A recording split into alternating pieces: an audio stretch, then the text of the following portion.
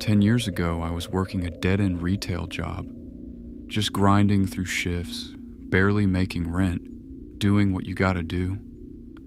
I wasn't exactly in the best place in my life, not miserable, just kind of numb, going through the motions, which is probably why, when the notes started, I didn't see what they were. I just felt good about them. I was leaving work one afternoon when I noticed something on my car door handle. A bright neon pink sticky note, written on it in neat handwriting. "You're special, and I hope you have an amazing day." Little smiley face sticker attached. I smiled. It was a small thing, but it genuinely made me feel good. I didn't think twice about it. The next few days, more notes. Always in the same spot. Always neon pink. Friendly, kind, small little messages.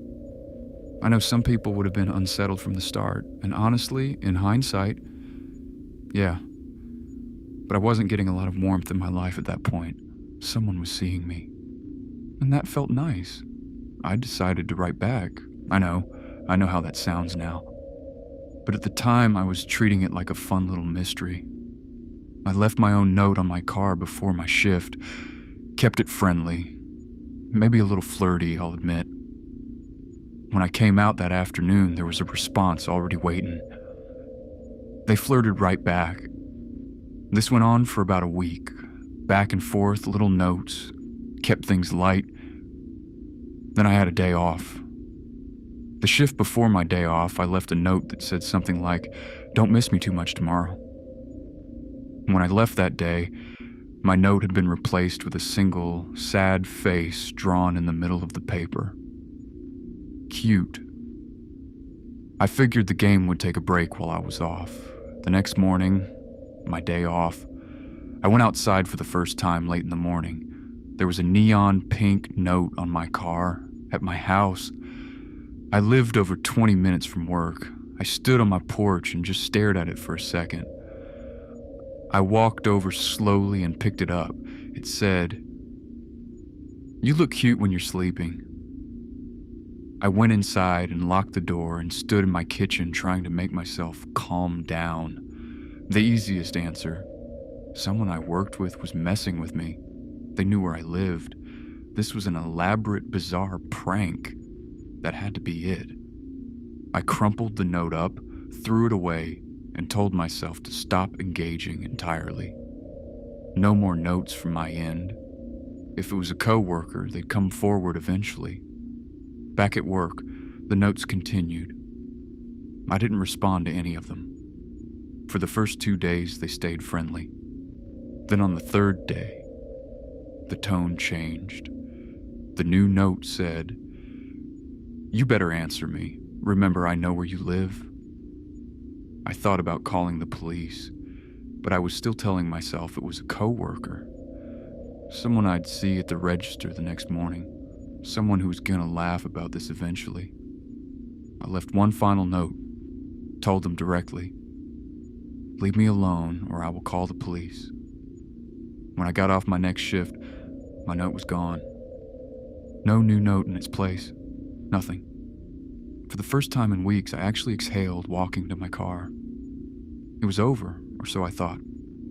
That night I woke up sometime after midnight. A sound. Hard to describe.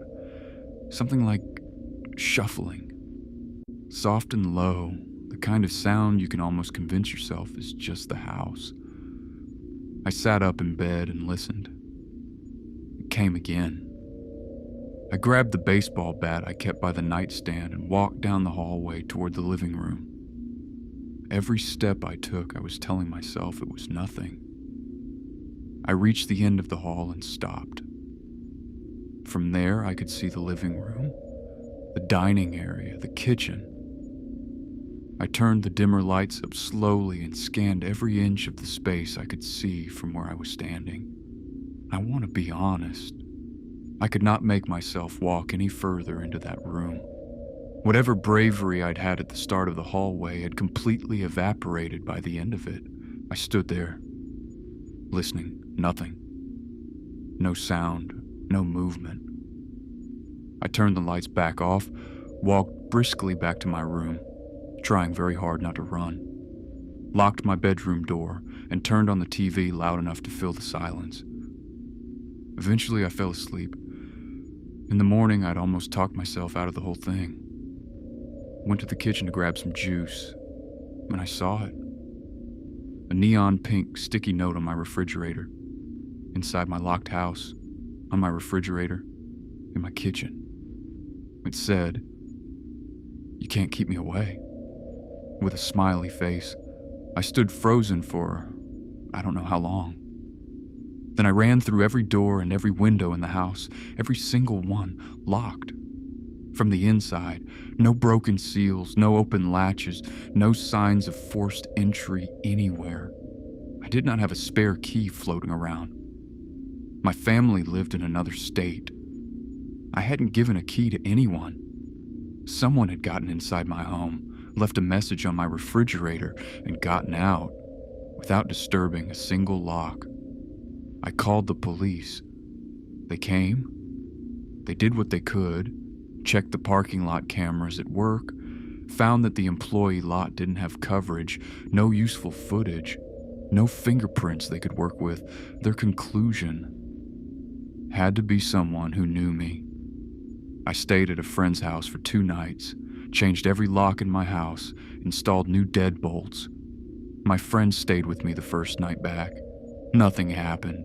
Months went by. Nothing. No notes at work. Nothing at home. I let myself believe it was genuinely over. 2 months later, I walked out my front door one morning, and there it was.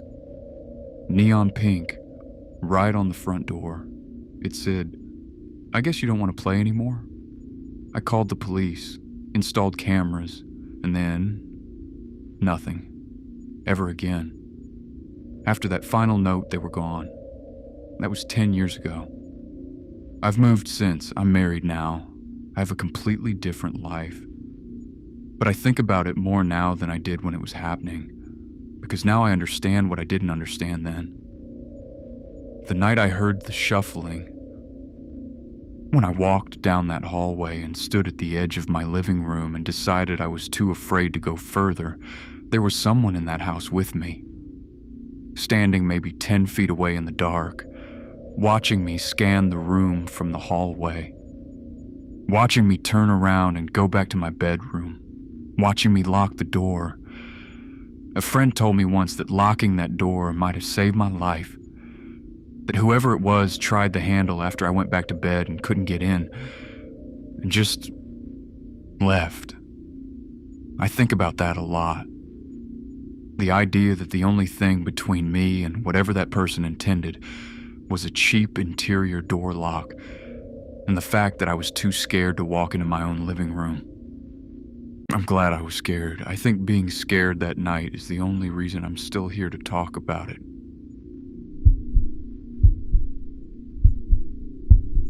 I'm not sure if this counts as a traditional scary story. There were no monsters, no blood.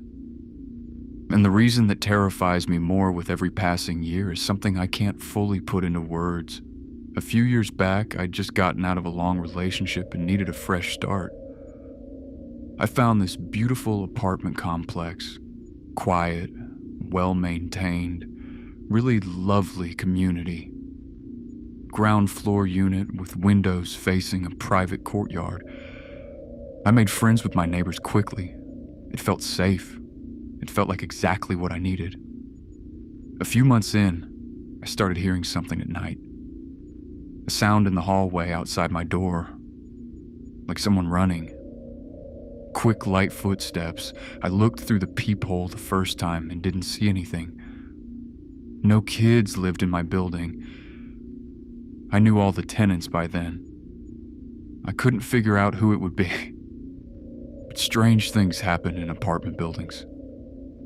I let it go. Then one night, I was almost asleep when I heard something at my bedroom window. Giggling. High-pitched, childlike giggling right outside the glass. My window faces the courtyard, and while it's ground level, you'd have to come off the path and walk up to it on purpose. so someone was definitely doing exactly that. I tapped the glass and shooshed them. The giggling stopped for just a second, and then a small, soft tapping came back from the other side of the window. Whatever bravery I had, I grabbed the curtain and pulled it open. Nothing.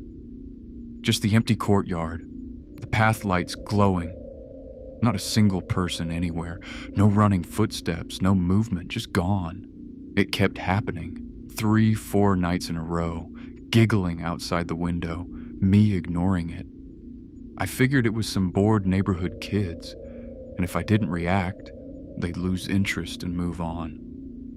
That was always my strategy with my nieces and nephews when they pulled stupid pranks. Works every time. I was very confident in this plan. Then I got an email from the complex manager at work. She kept it vague. Just asked if I could stop by the office on my way home. Said it was urgent. I stressed about it all day.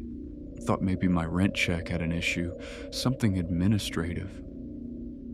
When I got there, she asked me to close the door behind me. The security officer was already sitting in the room. She was speaking in almost a whisper. She pulled up footage on her laptop. Security camera. The hallway outside my apartment. 2:47 in the morning. 2 small hooded figures standing directly in front of my door. Their hoods were up, heads slightly down. Just standing there, not knocking, not talking, just standing, nearly pressed against the door. She fast-forwarded. They didn't move. For almost 10 full minutes, they just stood there. At the very end of the clip, one of them reached out and tried the doorknob. Slow, deliberate, jostled it a few times. Then they both turned and skipped, out of the camera's frame. I told the manager about the window, the giggling, the tapping. When the security officer tried to pull footage from outside my window, there was nothing. And when they tried to follow the figures on the other cameras to see where they went after they left my door, they couldn't find them on any camera in the entire complex. The police came, took a report, said it was probably local kids, and if anything else happened, call them. I went home that night and sat with all my lights on. About a week later, 1:30 in the morning, I was still awake, TV on low. I heard the doorknob. Not a knock, not a tap. The knob itself slowly turning back and forth. I jumped up and yelled at the door, told whoever it was to get away from my apartment. Silence. And then, a child's voice, soft, almost sweet. "Mommy, we're home.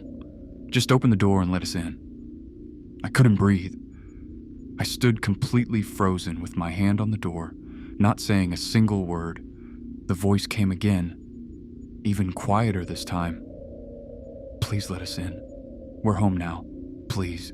That last please. It didn't sound like a child being annoying. It didn't sound like a prank. It sounded desperate, like something genuinely believed that this was home, and that I was supposed to open the door. I told them their mother doesn't live here. I said I was calling the police. Both figures started giggling. Then one of them threw their body against the door, hard enough to shake the frame. I held the door with both hands and screamed for them to stop. Then silence. Complete silence. I looked through the peephole. Nothing. I called the police. I gave my statement. They put it in the same box as before. Local kids, probably a prank. Call us if it happens again. A few days later, I ran into the complex manager in the parking lot. She pulled me aside, looked over her shoulder first, and asked in a low voice if anything had happened since. I told her it seemed like it had stopped. She made a face. Not a relieved face, a careful face. She told me that the woman who lived in my unit before me Something had happened with her children. She couldn't say what. Privacy. She didn't give me a name, didn't give me any details. She just looked at me and said very quietly, "This wasn't a prank." And then she walked away. I moved out at the end of my lease. I've spent years now trying to find something. Any record, any name, any story about what happened in that apartment before I moved in. I've found nothing. But here's the thing that I come back to more than anything else. There were no children living in that building. You needed a key to get inside the complex at night. And those two figures on every camera in that entire building just disappeared. The manager said she wasn't sure what it was. And she was the one who watched the footage. She was the one who saw them standing at my door for 10 minutes and then vanish. And even she couldn't explain it. I still don't believe in ghosts. I'm just not sure what else to call what was outside my door.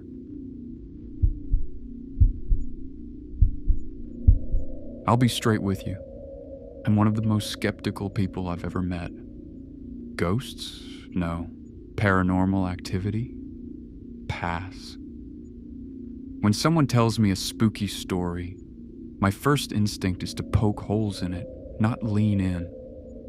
I say all that because what I'm about to tell you happened to me just a few weeks ago, and I still don't have a single explanation for it.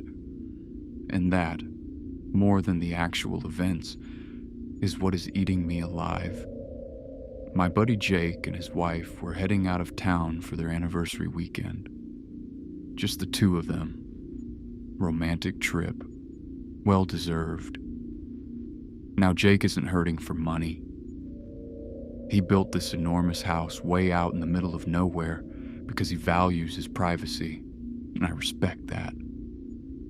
His two kids were away on a school trip that same weekend, which meant the timing was perfect.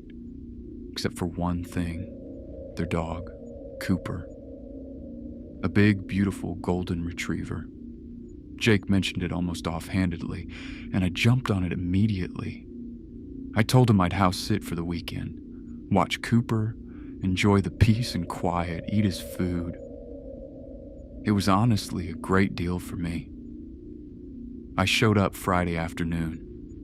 Jake had stocked the place like he was preparing for a natural disaster. Food, snacks, drinks, streaming services all logged in. For a weekend of dog sitting, I was living well. That night, Cooper and I watched movies on the couch, shared some popcorn.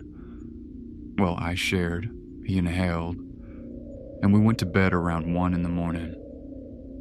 I was sleeping in the guest room. Cooper curled up right next to me. It was genuinely a perfect evening. Jake texted me around 9 that night, said, and I'm quoting, "Don't get scared being alone out there. It gets pretty spooky at night." I sent him back a single LOL and told him to get out of here. I'm 31 years old. I don't get scared of empty houses. I don't get scared of being alone in the woods. That's just not a thing for me. 3:21 in the morning. I woke up to the sound of barking. Not the lazy, half-asleep bark of a dog who heard something outside. The loud, vicious, full-body bark of an animal that genuinely believes something is wrong. My heart was pounding before I was even fully awake. Cooper was already gone from the bed. I could hear him somewhere downstairs, and he was not letting up. I got up and followed the sound.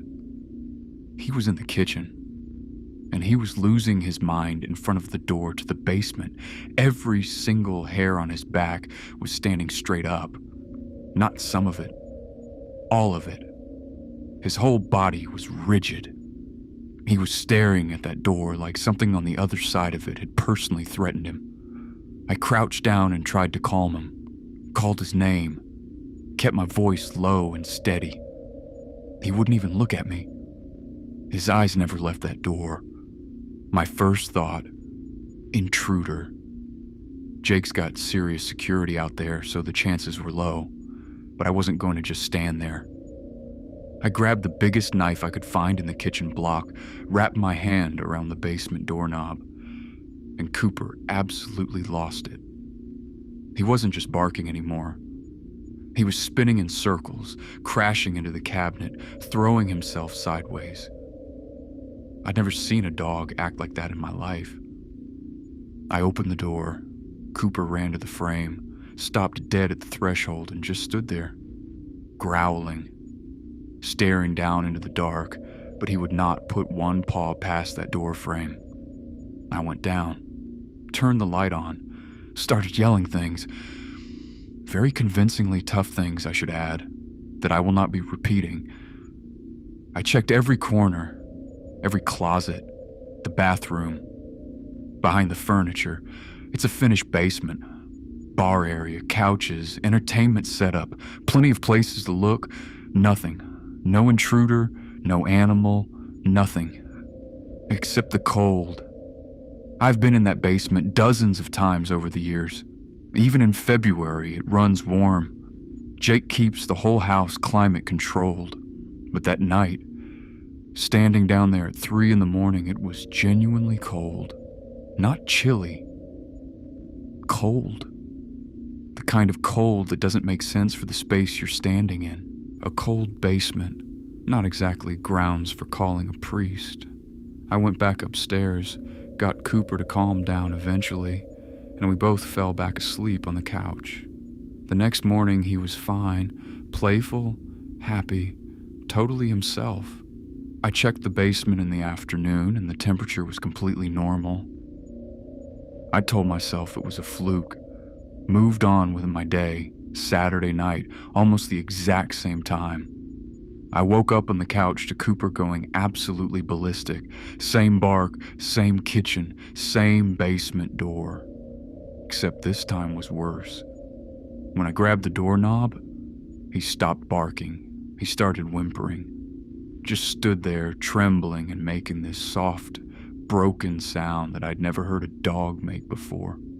The second I let go, he started barking again. I grabbed it again.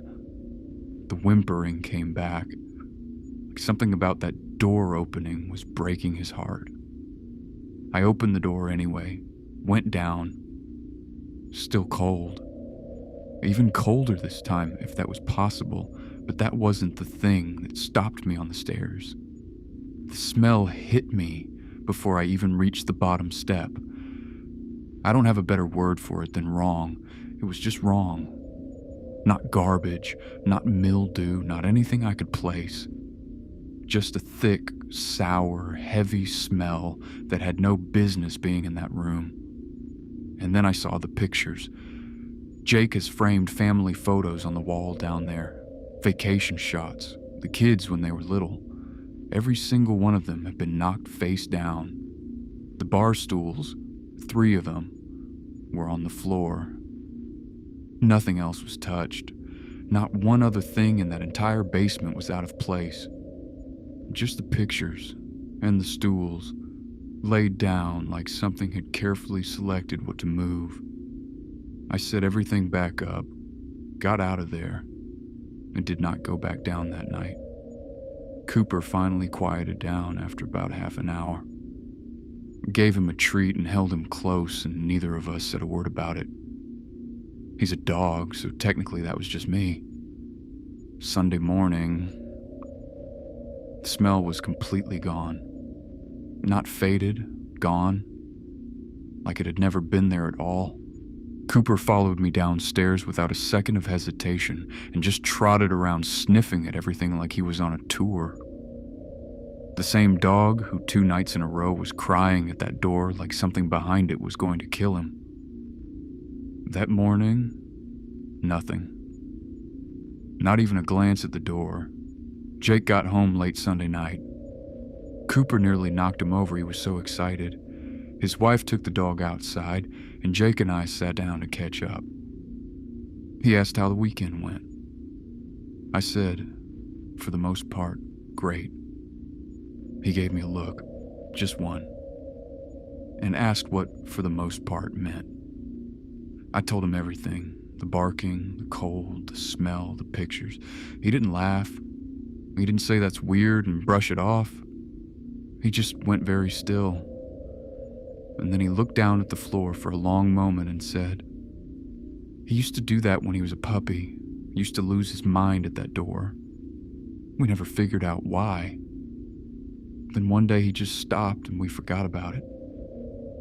He wasn't saying it casually. He was freaked out. A lot more than I was. It's been 2 weeks. I've gone over every possible explanation I can think of. Pipes, animals in the walls, temperature fluctuations from the weather. I get close sometimes. I'll find something that almost fits. And then the smell doesn't fit, or the pictures don't fit, or the fact that a dog, who hadn't done this in years, suddenly did it. 2 nights in a row doesn't fit. Every time I almost land on something, one piece refuses to line up. Jake says Cooper has been completely normal since they got home. Not a single episode at the basement door. Like whatever was there for those 2 nights left when I did, or like it was only there because I was.